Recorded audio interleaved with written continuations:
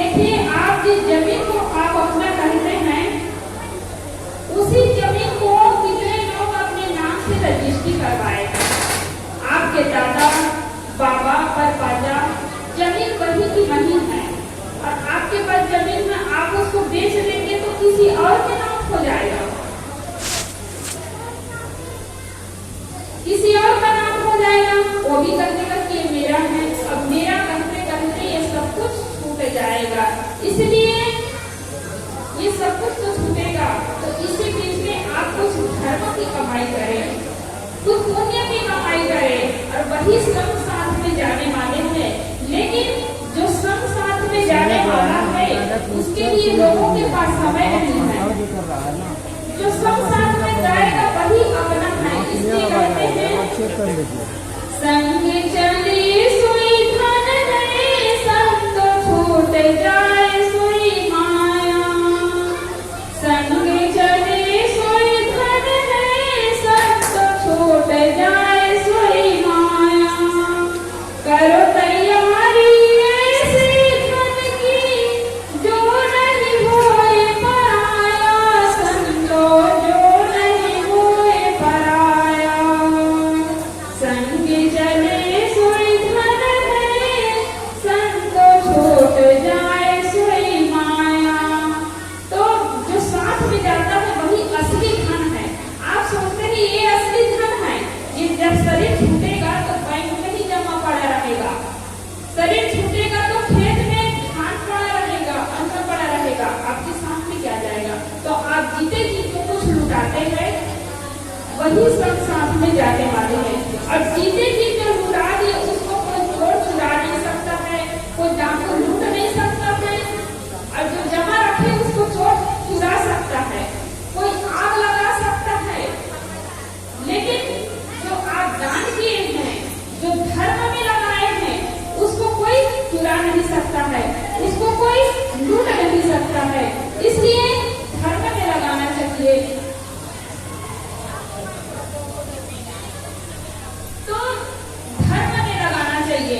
एक होता है कि कोई व्यक्ति है जब बीमार पड़ा है, कोई व्यक्ति बीमार पड़ा है तो उसको देखने के लिए आपके पास समय नहीं है, 2 मिनट भी समय नहीं है कि हम उसके पास जाकर समय दे सके।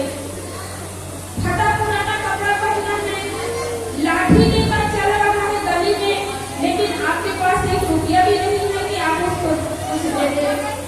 50 रुपये की कपड़ा खरीद करके आप दे दें। आपका दिमाग नहीं है उस समय।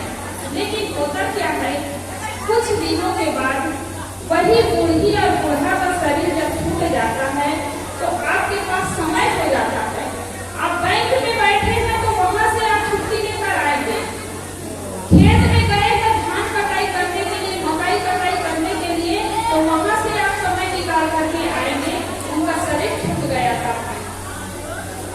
आप लोग हल्ला कर रहे हैं, तो यदि आप लोग बोलेंगे तो हम चुप हो जाते हैं, नहीं तो थोड़ा शांति बनाए रखें तो ठीक होगा। क्योंकि आप लोग उधर बातें करेंगे तो बोलने वाला भी कैसे बोल पाएंगे। बोलिए सद्गुरुदेव की जय। आप लोगों की इच्छा होगी तो कुछ कहूँ, नहीं तो अपनी वाणी को विराम देती हूँ। तो जब शरीर छूटता है व्यक्ति का, तब आपके पास समय निकल जाता है उसके लिए कपड़े खरीदने के लिए, उसके पास समय निकल जाता है उसके लिए। आप जब शरीर छूटता है तो मिट्टी देने के लिए ले जाते हैं।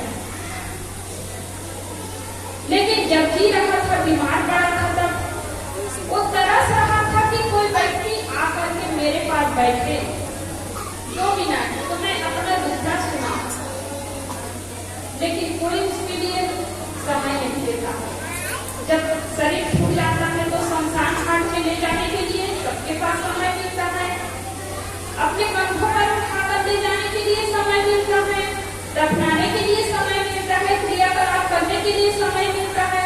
और वही समय को उसके जीने ही लगाते तब कितना धर्म का काम होता, कितना पुण्य का काम होता है। लेकिन लोग नहीं समझ पाते हैं, नहीं लगा पाते हैं। और उस समय लगता है कि राम नाम सबकी यही गत है। सबको दुनिया से छोड़कर एक दिन जाना है। परिवार को छोड़कर, धन को छोड़कर कोई साथ में जाने वाला नहीं है। अकेला ही गया। परिवार को भरा हुआ है, गांव में कितने लोग हैं, लेकिन कौन किसी के साथ में जाता है। इसलिए भजन में कहते हैं, आंखों ने तेरी तुझको कितने दिखाए मुर्दे, कांधों पे तूने अपने कितने उठाए मुर्दे। आंखों ने तेरी तुझको कितने दिखाए मुर्दे, कांधों पे तूने अपने कितने उठाए मुर्दे।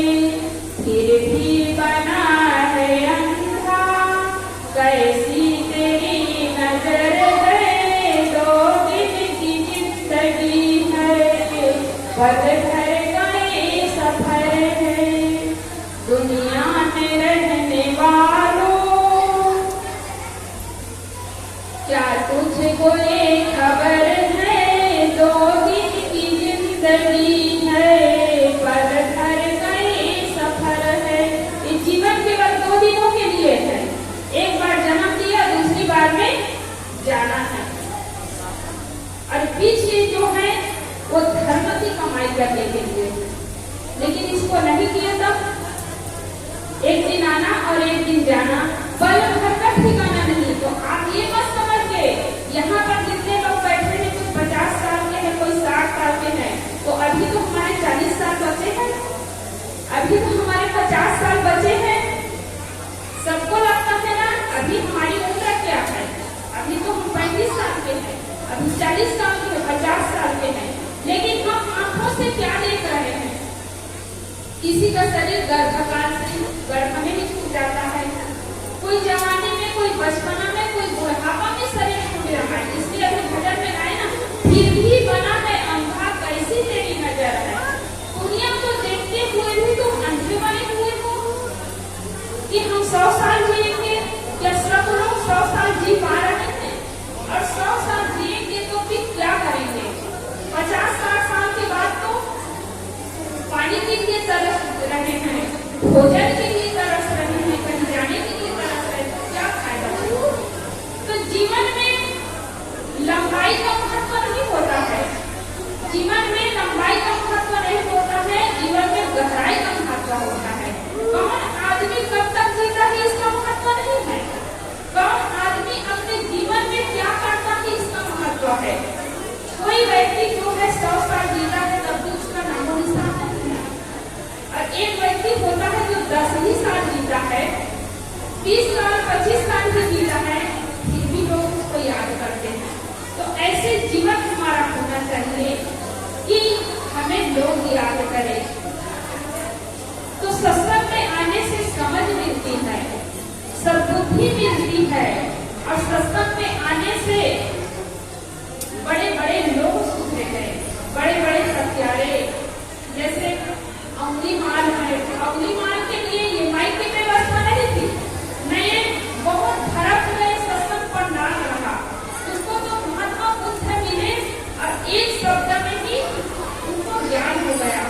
हत्या करते करते उनका जीवन बीत रहा था अंगुलीमाल, और जब महात्मा बुद्ध वचन को उसको मिला तो एक शब्द में ही वह जग उठे, और एक शब्दों को सुनकर ही वह अपने जीवन को बदल लिया। हम कितने बार सत्संग सुनते हैं, कितने बार सत्संग सुनते हैं, एक बीड़ी नहीं छूट पाती है, बुढ़ापू नहीं छूट पाता है। मैं ऊपर में गई थी, सुबह का समय था, तो वही बुढ़ापू का डिब्बा रखा हुआ था। तो जब सत्संग में आते हैं तो 2 दिन के लिए कम से कम छोड़ नहीं पाते हैं। तो गलत चीज है, गलत खान पान है, इसी के त्याग करने के लिए सत्संग की आवश्यकता है। तो तन की सफाई और मन की सफाई, सत्संग में आने से मन की सफाई होती है, और तन की भी सफाई की जरूरत है। लोग तन की भी सफाई नहीं कर पाते हैं, तो ये गलत खान पान है, बुढ़ापू है, मंजन है, ये सब क्या करें। ये गलत चीज है। इसको खाने से, इसको करने से हमारा मन शुद्ध नहीं हो सकता है। तो साफ सफाई पर ध्यान देना चाहिए। जब भोजन बनाती थी हमारी माताएं जरा ध्यान से सुने, भोजन बनाती थी हमारी माताएं, तब क्या होता है, किचन में नया कपड़ा होना चाहिए। आप अपनी पहनने के लिए 2000 की साड़ियां खरीदते हैं, कम से कम शुरुआत तो 500 से ऊपर की है, लेकिन 10 रुपये 20 रुपये का 1 मीटर कपड़ा मिलता है। उसको नए कपड़े आप कॉटन कर लीजिए और फिर किचन में रखिए, बढ़िया शुद्ध भोजन बनाइए। अब कहते हैं लोग कि संत लोग हमारे यहाँ पानी भी नहीं पीते हैं, तो कैसे पानी पी सकते हैं? आप किचन को सफाई से नहीं रखते हैं। भोजन बनाने का कपड़ा कहीं बच्चे के कपड़े हैं, कहीं ब्लाउज है, कहीं बनियान है, मतलब जो शरीर में पहन चुका है और पहन करके फेंक दिया जाता है, जब फट जाता है कपड़ा तब। अब वो कपड़ा कहाँ यूज होता है? किचन में यूज होता है। शरीर से फेंक दिया गया कि पहनने लायक नहीं है, तो किचन में चला गया। तो किचन में तो बढ़िया साफ सफाई रखना चाहिए, बढ़िया साफ कपड़ा पहनने वाला कपड़ा कभी नहीं रखना चाहिए। हर माताओं को चाहिए, हमारे भाई लोगों को भी चाहिए कि कपड़ा खरीद करके लाए या माता लोग मंगाए। तो दुकान में जाते हैं तो बैठा 10-20 रुपये का छोटे छोटे वो मिलता है, लेकिन तो उसको ले लेना चाहिए, या कॉटन का कपड़ा खरीद लेना चाहिए। एक बार खरीदेंगे तो साल भर चलेगा। एक बार साड़ी खरीदेंगे साल भर नहीं चलेगी, रोज पहनेंगे तो, लेकिन वो किचन का कपड़ा चलता है। और एक बात और है कि अंगूठी पहन करके भोजन नहीं बनाना चाहिए, क्योंकि बायां हाथ में आप पहनते हैं तो शौक जाते हैं तो उसमें भी गंदगी चिपक जाती है। दाहिने हाथ में पहने तो भोजन करते हैं कभी उसमें चिपक जाता है। मतलब हाथ को पूरा साफ रखना चाहिए। और उसी हाथ में आप क्या करते, चावल होते हैं तो पूरी गंदगी हो चावल में। आटा भिगाते हैं तो पूरी गंदगी आटा में छूट जाती है। अब लोग जरा ध्यान दीजिए कि हाथ को पूरा आप कान में पहन लिए, नाक में पहन लिए, गले में पहन लिए, पैर में पहन लिए, लेकिन हाथ को पूरा साफ रखना चाहिए ताकि आप सफाई से भोजन बना सके। लेकिन ये फैशन चल चुका है कि एक उंगली को कौन करे, तीन चारों उंगली में पूरा पहन लेते हैं। और इसी कारण देख करके भोजन करने का मन नहीं होता है, पानी पीने का मन नहीं होता है। तो हाथ बढ़िया सफाई से रखे। शौच से आते हैं तो बढ़िया 3 बार हाथ मांजिए। कई लोग बोलते हाथ ही नहीं मांजते, उसके कपड़ा छू दिए, उसके नल, उसके दरवाजा, फिर वहां से आए तो किचन में घुसे पूरा बर्तन, फिर कितना गंदा हो जाता है। इसलिए आजकल सबके यहाँ पानी की व्यवस्था है, तो वहां से जब निकलते हैं तो एक हाथ साफ है उसमें आप चालू करिए, एक हाथ साफ है उसमें दरवाजा खोलिए, एक हाथ साफ है उसमें कपड़ा समेटिए और बढ़िया 3 बार साबुन से हाथ मांजिए और तब बढ़िया साफ सफाई से रहिए। तो हर चीज तो घर में सुविधा है, लेकिन हम सफाई पर ध्यान नहीं देते हैं। तो तन की सफाई और मन की सफाई, तो इस सत्संग में आने से भी ये सब कुछ मिलता है।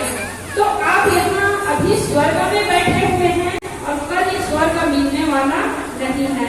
तो जब तक अभी सत्संग चलेगा, तन को स्थिर रख करके, तब फिर मन फिर वचन फिर, आप जुबान को भी स्थिर रखिए, तन को स्थिर रखिए, मन को स्थिर रखिए, तब सत्संग से लाभ ले पाएंगे। नहीं तो 2 घंटा बीत जाएगा, सत्संग से लाभ नहीं मिल सकेगा। तो ज्यादा ना कुछ कहते हुए मैं अपनी वाणी को यहीं पर विराम देती हूँ। बोलिए सद्गुरु देव की, संत समाज की, भक्त समाज की, भक्तिमती माताओं की।